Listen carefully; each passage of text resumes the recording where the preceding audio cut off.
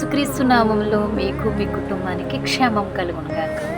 దేవుడు నీతో నడవాలంటే యేసు తాన దగ్గరకు వచ్చి వారితో కూడా నడిచారు. ఎవరి దగ్గరికి వచ్చి నడిచారు చూద్దామండి. దేవుడు మనతో పాటు నడవాలి అని ఆయనే తానే వచ్చి మనం నడిపించాలని మనం అందరం ఆశపడుతూ ఉంటాం.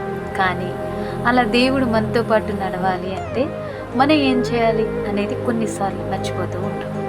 ఇద్దరు వ్యక్తులు నడుచుకుంటూ పోతున్నారు, కానీ వారు వెళ్ళేటప్పుడు యేసుక్రీస్తు ప్రభు సిలువ వేసిన విధానం గురించి, ఆయన చెప్పిన మాటల గురించి, ఆయన క్రియల గురించి ధ్యానించుకుంటూ సంభాషించుకుంటూ వెళ్తున్నారు. అప్పుడు యేసయ్య తానే వచ్చి వారితో నడిచాడు. వాక్యం చూసినట్లయితే, ఇదిగో ఆ దినమందు వారిలో ఇద్దరు యెరూషలేమునకు ఆమడ దూరమున ఉన్న ఎమ్మాయి అని ఒక గ్రామమునకు జరిగిన ఈ సంగతులన్నిటిని గురించి ఒకరితో ఒకరు సంభాషించుకుంటూ ఉన్నారు. వారు సంభాషించు ఆలోచించుకుంటుండగా యేసు తానే దగ్గరికి వచ్చి వారితో కూడా నడిచారు.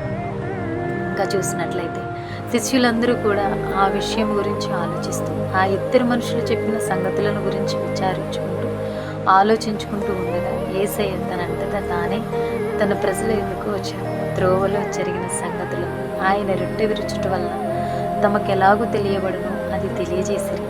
వారు ఇలాగూ మాట్లాడుచుండగా ఆయన వారి మధ్య నిలిచి, మీకు సమాధానమవునుగా కానీ వారితో అన్నారు.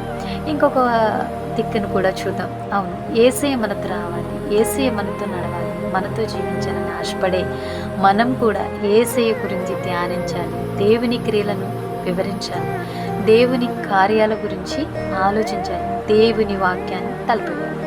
ఇలా నేను కూడా ఎప్పుడైతే దేవుని వాక్యాన్ని ధ్యానిస్తామో, విచారిస్తామో, అప్పుడు దేవుడు వచ్చి మనతో కూడా నడుస్తాడు, మనతో ఉంటాడు, మనకి సమస్తంలో బోధిస్తారు. కాబట్టి దేవుడు మనతో ఉండాలి, మనతో నడవాలి అని ఆశపడే మన ఆలోచనలు ఏ రీతిగా ఉంటున్నాయి, మన మాటలు సంభాషణలు ఎలా ఉన్నాయి, మనం దేని గురించి విచారిస్తున్నామో, తలపోస్తున్నామో ఒక్కసారి మనల్ని మనం పరీక్షించుకుందాం. మనందరం వాక్యం చదువుతాం, కానీ అటు వాక్యాన్ని ఎప్పుడైతే చదువుతామో అక్కడే వెంటనే మర్చిపోతాం. ఇతరులు మనల్ని అన్న మాటల్ని బాగా గుర్తుంచుకుంటాం. సినిమా డైలాగ్స్, సీరియల్స్ మాటలన్నీ బాగా గుర్తుంటాయి, కానీ వాటి గురించి ఆఫీసుల్లో పక్కన ఇంటి వారితో, తెలిసిన స్నేహితులతో బాగా సంభాషిస్తాం.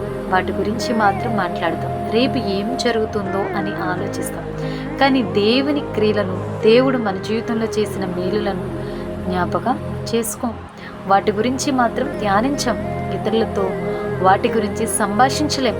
కాబట్టే అనేక సార్లు దేవుడు మనతో లేడు, దేవుడు నన్ను విడిచిపెట్టేశాడు, దేవుడు నాతో మాట్లాడడం లేదంటూ ఆలోచిస్తూ ఉంటాం, దిగులు చెందుతూ ఉంటాం. కాబట్టి ఇప్పుడైనా మనల్ని మనం సరిచేసుకుందాం.